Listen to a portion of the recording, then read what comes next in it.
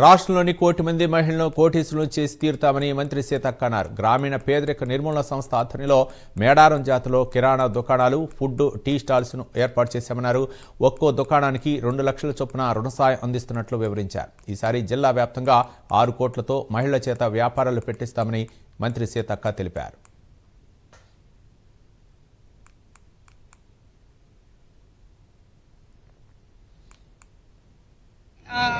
పక్కా జిల్లాల నుంచి కూడా వచ్చేటువంటి వాళ్ళకి కానీ అక్కడ కూడా రాష్ట్ర వ్యాప్తంగా ఇలాంటి షాపులను ఎంకరేజ్ చేసి మన ముఖ్యమంత్రి రేవంత్ రెడ్డి గారు కన్న కళలు 1 కోటి మంది మహిళల్ని కోటీశ్వరులు చేయాలంటే వాళ్ళకి ఏ రకమైన సపోర్ట్ కావాలో అది చేయడం కోసం వడ్డీ లేని రుణాలు, అదేవిధంగా ఇలా పాడి సెంటర్స్ కూడా గతంలో అక్కడోటి ఉండేవి కానీ ఇప్పుడు ఎక్కువ కూడా మహిళలకు ఇవ్వడం జరిగింది.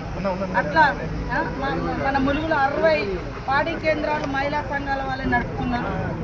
వచ్చే ఇన్కమ్ కూడా ఆదాయం కూడా వాళ్ళకే ఉపయోగపడుతుంది.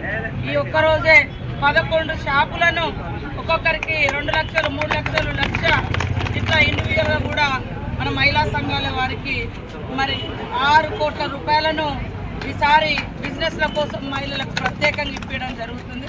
కాబట్టి ప్రతి ఒక్కరు కూడా ఉపయోగించుకోండి. మా మహిళా సంఘాలలో ఉన్నటువంటి వాళ్ళు కన్నీళ్లు కార్చకుండా జాగ్రత్తగా ధైర్యంగా ముందుకు ఎదగాలి. చిన్న షాప్ నుంచి పెద్ద బిజినెస్ కూడా మార్చుకోవచ్చు. అక్కడక్కడ మనము